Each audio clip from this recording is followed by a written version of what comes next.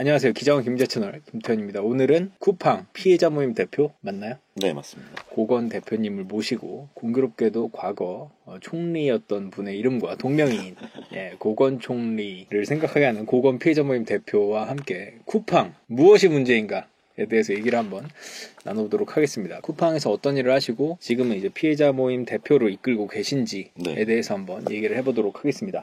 저 이제 쿠팡 자회사 이제 풀필먼트라는 회사가 있어요. 예. 보통 이제 쿠팡 하면은 쿠팡맨, 지금 이제 쿠친으로 이름이 바뀌었는데 그걸 많이 연상하시는데 그분들은 이제 배송을 담당해 주는 분들이고, 그리고 제가 일했던 풀필먼트 물류센터 같은 경우는 그 배송하시는 물건들을 박스 포장 상태까지 만들어 주는 작업이에요. 그러니까 고객이 주문한 건들을 담아서 포장을 하고 송장까지 붙여서 지역 캠프까지 보내주는 역할을 하는 거거든요. 거기서 일을 하다가 다쳤어요. 다리 왼쪽 햄스트링 파열을 당했는데 산재 신청에서도 상당히 좀 다른 회사랑은 틀리더라고요. 대안의 입장이 처음에는 뭐 해도 상관없다 그러다가 제가 이제 하겠다고 얘기를 하니까 그때서는 돌변을 하더라고요. 바로 뭐 이거 신청해도 오래 걸릴 거고 승인도 어려울 거고 귀찮은 일도 많을 거고 이런 식으로 뭐 적극적으로 대응을 하겠다. 근데 사람이 일을 하다 다쳤는데 그렇게 얘기하는 거 자체가 좀 이해가 많이 안 가더라고요. 그래서 일단 뭐 저는 산재 신청을 뭐 진행했고, 그러던 와중에 병원에 입원했는데 집단 감염 사태가 발생을 한 거예요. 그래서 제가 이제 병원에 있으면서도 동료들, 그러니까 동생들이랑 카톡을 막 하고 그랬었는데 아니 형님 여기 코로나 확진자 나온 것 같은데 자기네들 연장 근무 시키고 제대로 고지도 안 해주는 것 같다 이렇게 얘기를 하더라고요. 그래서 조금 저도 산재 때문에 조금 다른 시선으로 보고 있는 중이었고, 그리고 이거는 안 좋은 느낌이 들더라고요. 이게 왜냐하면 그 전에도 저희가 일을 하면서 아니 형님 여기 안 터지는 게 이상하지 않나요? 코로나?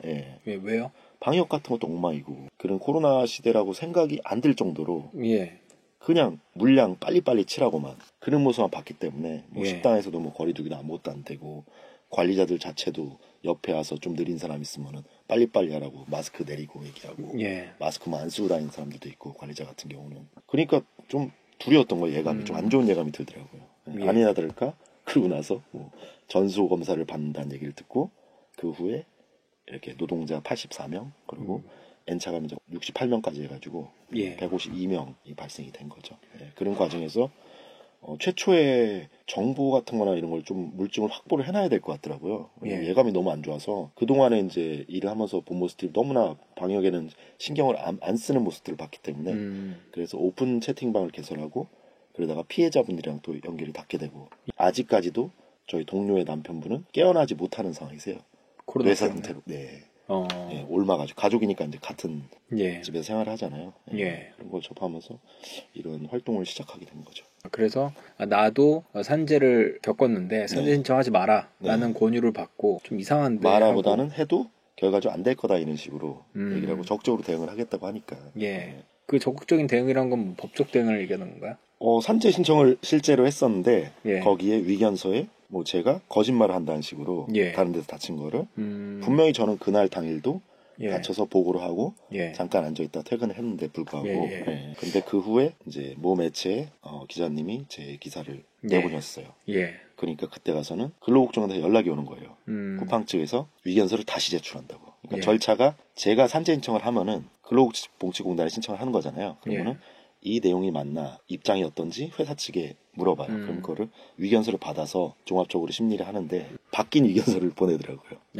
그냥 기사가 나오니까 문제가 될 것 같은 6가지 제가 뭐 악의적으로 다른 데서 다친 거를 뭐 제가 뭐 거짓말한다 이런 내용을 싹 지워버리고 그냥 다쳤음 이 정도로. 그러고 나서 그날 당일에 바로 그냥 승인이 돼버리더라고요. 저는 솔직히 말씀 좀 산재나 뭐 이런 노무 쪽 관련해서 좀 경험도 있었고 좀 이렇게 언론 쪽에 도움을 받았던 거잖아요. 근데 만약에 그런 게 아니고 잘 모르는 경우나 초년생들 같은 경우에는 그냥 당할 수밖에 없는 거죠. 그래서 이렇게 많은 다른 분들이 코로나 때문에도 뭐 고통을 겪고 그래서 이런 분들에게 내가 좀 도움이 됐으면 좋겠다라는 생각이 들어서 너무 이렇게까지 뭐 오게 될 생각은 없었는데 그래도 같이 일하던 동료잖아요. 회사 측에서는 뭐 노동자 대해서 한마디 사과도 없고 그동안 그러니까 다른 M사 같은 경우는 확진자가 1명 나와서 바로 즉각적으로 사과를 하고 근데 여기는 소비자 주문을 안 할까봐 그때 그런 얘기가 있었어요. 혹시 막 물건으로도 코로나가 막 옮기는 게 아니냐. 그러니까 뭐 홍보팀 명의로 그냥 고객들한테 배송되는 물품은 안전하다 이렇게만 얘기하고 뭐 현재까지도 뭐 노동자들한테는 뭐 확실히 됐건 안 됐건 격리 자체만 되게 힘든 거잖아요. 그렇죠. 근데도 일절에 그런 뭐 사과가 없었기 때문에 지금까지도 이렇게 하고 있습니다. 피해자 모임 대표로 이렇게 활동을 하면서 쿠팡을 여러모로 이제 다른 사람들의 의견도 많이 들었을 거 아니에요. 그렇죠. 어떤 게 가장 문제라고 사람들은 지적을 하나요? 저도 동의하는 바고 너무 소모품처럼 생각하더라고요. 사람 자체. 어떻게 보면 코로나 이런 팬데믹 시대에 엄청난 특수를 누렸잖아요. 그 전까지는 제가 알기로는 물량이 한 170만 건? 근데 이게 코로나 들어서면서 330만 건까지 올랐다고 하더라고요. 2배가 됐네요. 1년 만에. 그러니까 엄청난 특수를 누린 거예요. 왜냐면은 언택팅 구매가 많이 늘어나니까. 그리고 코로나 시대에는 뭐 저도 이제 좀 하던 일이 안 좋아져서 여기서 일을 하게 된 거고 여행사 사장님, 뭐 항공회사 다니던 뭐 젊은 친구들, 뭐 교육 쪽 하시던 분들 엄청 많더라고요. 당신 아니라도 할 사람 얼마든지 있다 이런 마인드더라고요. 그냥 사람을 뭐 UPH 따져가면서 UPH가 뭐죠? UPH는 유닛 퍼 아워의 약자여가지고 시간당 업무 처리 개수예요. 그런 걸 적용하면서 좀 억압하고 그냥 무조건 빨리빨리만. 그리고 뭐 문제가 생기면 언제든지 뭐 다른 사람 수급이 가능하니까 접근성이 좋잖아요. 여기는 뭐 계약직 기업 같은 경우는 면접도 뭐 하지만은 거의 70% 이상 일용직으로 이렇게 굴러가는 회사고 쿠팡치상으로 어플로 지원하면은 바로 일할 수 있으니까 당신 아니어도 되고 할 사람 많다 이런 느낌이 많이 강하더라고요. 저 놀랐어요. 그 전에는 좀 외부에서 잘 모르고 봤을 때는 쿠팡 하면은 일단 쿠자 들어가서 좀 어감도 조금 귀여운 것도 있고 이미지가 되게 괜찮아 보였거든요. 되게 혁신적으로 보이고 있는데 실상 가서 느낀 거는 아 여기가 2020년도 회사가 맞나.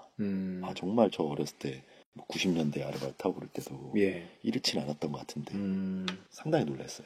정말 여기는 뭐 화장실 갈 때도 전화번호 적고 그러니까 이름이 아니라 전화번호 적는 거는 여기는 사원들이 이름이 안 불려져요. 그냥 전화번호 뒷자리가 1, 2, 3, 4면은 1, 2, 3, 4 사원님이에요. 시간까지 적어가면서 화장실 간 시간까지 적어가는 대장이 있었어요. 그리고 복귀를 좀 늦게 하거나 그러면은 꾸지람을 듣고 그리고 업무가 미숙하거나 느릴 경우에는 옆에 와서 뭐 내일 이런 식으로 할 거면은 내일부터 나오지 말라 이런 얘기도 하고 그래서 실제로 막 그 말을 듣고 상처받아서 막 우시는 또 좀 이모님들도 계셨고 그냥 완전히 뭐라 그럴까 아우지탕감 같더라고요.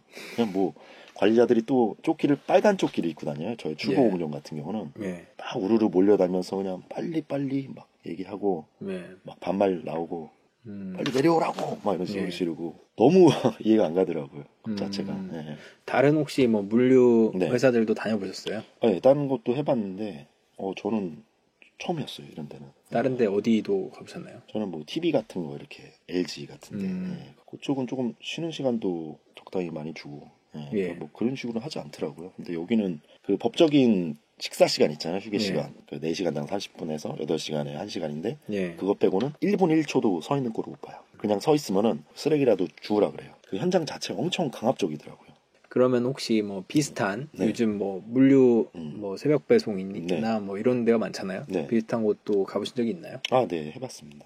근데 이 정도 강압적인 분위기는 아니에요?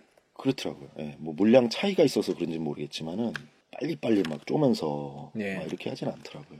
그러니까 대하는 태도 자체가 약간 노예를 대하는 그러니까 태도다. 진짜 이게 무슨 사탕수수밭에 일하는 건지 정말 충격적이었어요. 막 소리 질러대고 그러니까 실제로 제가 알기로는 너무 소리 질러대가지고 경찰서에 신고해가지고 오는 경우도 있었고 경찰에서.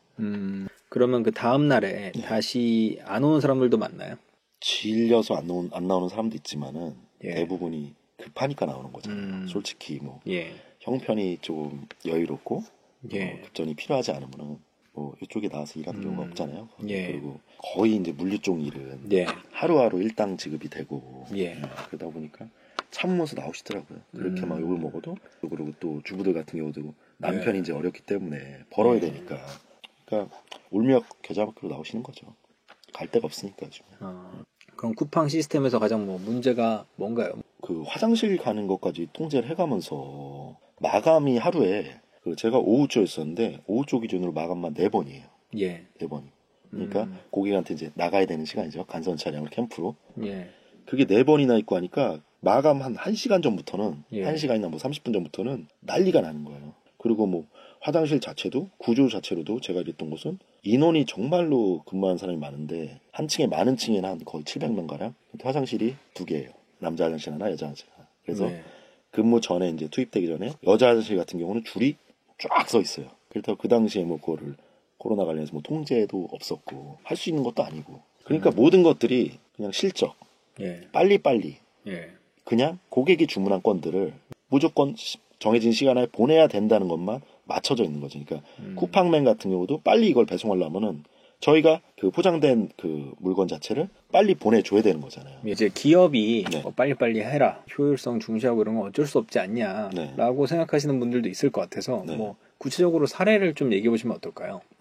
그 실제로 뭐 기업이 이제 그리고 뭐 예. 이윤을 위해서 예. 굴러가는 집단인 건 맞잖아요. 너무 느낀 거는 코로나 시대에는 좀 그 사업주의 안전 배려 의무가 있는 거잖아요. 네. 이 사람들이 여기 직장을 나와서 일을 하게 되면은 사업장에서 네. 그런 좀 안전 관련한 것들은 잘 또 케어를 해줘야 되는 거고. 근데 네. 근로자들은 물량이 많아져서 엄청나게 사람 많이 늘어났는데 예. 그렇다고 자꾸 공간이 늘어나는 건 아니잖아요.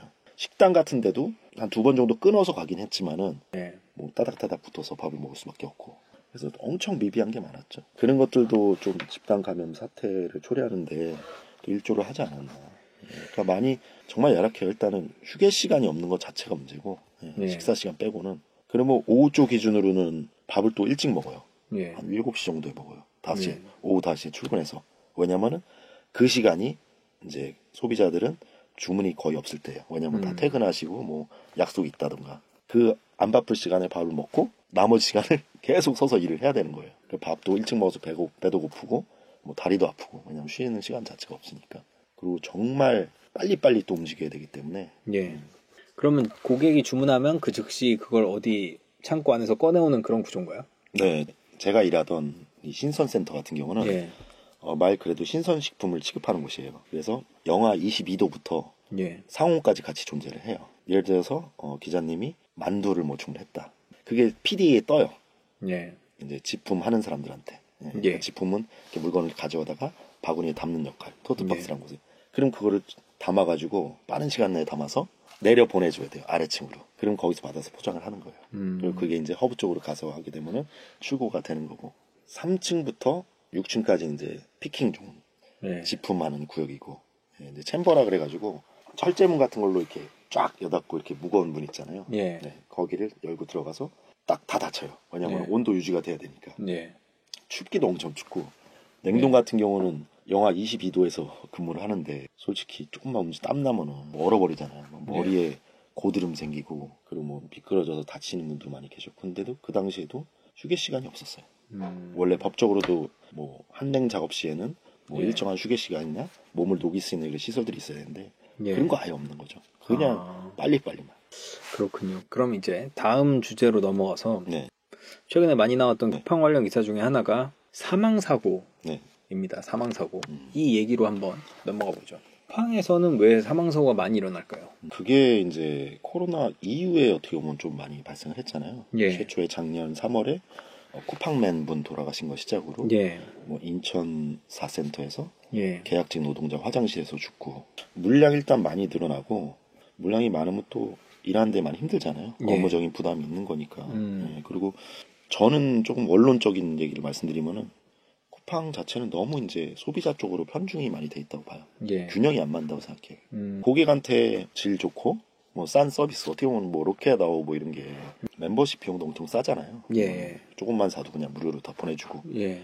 그걸 유지하려면은 결국에는 반대급부로 파이는 한정돼 있으니 노동자나 아니면 뭐 소상공인들은 옥죄서 줄 수밖에 없는 거죠. 수익 구조도 많이 이제 적자 위주로 가던 예. 회사였잖아요. 때가 왔으니 코로나로 인해 좀 이윤축을 하기 위해 노동자들한테 예. 뭐 이렇게 빠리빠리 처리해 줄 거를 강요하는 과정에서 그런 사건들이 많이 생기는 것 같더라고요. 실제로도 그 작년 10월쯤에 돌아가신 70 물류센터의 장덕준님 관련해서도 처음에는 뭐 과로사가 아니다.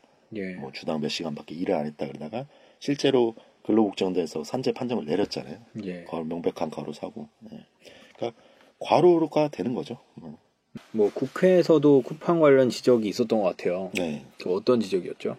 국회에서도 이제 원론적으로 그 노동자들의 그런 UPH 관련된 예. 또한 뭐 업무량 예. 그리고 그 후에는 예전에 국정감사 나왔을 때 예. 쿠팡 풀필먼트 엄성한 전무가 나와서 하는 행동들 대답들 이런 거 저는 깜짝 놀란 게 예. 거기서 윤준병 위원인가가 예. 고 장덕준 부모님 와 계시니 한번 만나라도 뵙고 가라 이렇게 얘기했어요. 근데 예. 거기에 대한 대답을 뭐 예 아니요가 아니고 애매모호하게 위원님의 말씀에 따라 뭐 그거를 새겨듣게 뭐 이런 식으로 얘기를 하더라고요. 예. 장덕준 어머님은 우연히 만나가지고 국회에 만나서 여쭤보니까 그냥 갔다고 하더라고요. 안 만나고. 네. 그래도 이렇게 권고까지 했는데. 그러니까요. 저는 아니 회사에서 일을 하다가 그러다 사람이 죽었어요. 그러면 조금 위로를 해주고 그런 게 맞는 건데 만나라 안 만나라 얘기하기 전에 찾아뵐 수도 있는 거고 예. 또 같은 장소에 있었잖아요. 근데 그냥 돌아가고 언론에다가는 계속 뭐 과로사가 아니다 무슨 무리한 주장을 뭐 택배 노조 쪽에 뭐 하지 마라 이런 식으로 계속 하는 게 너무 어이가 없더라고요. 그러다가 최근에 공단에서 산재 판정이 나니까 그제서야 홍보팀 채널이 있어요. 거기 쿠팡 뉴스룸이라고 거기에다 뭐 애도를 한다느니 뭐 예. 그런 식으로 한다는 게 정말 아직까지도 이해가 안 나요. 왜 그렇게까지 해야 되는지. 뭐 어떤 사업장이나 다 사고의 위험성을 내재하고 있고 물론 사고가 발생을 안 해야 되지만은 생길 수밖에 없는 거잖아요.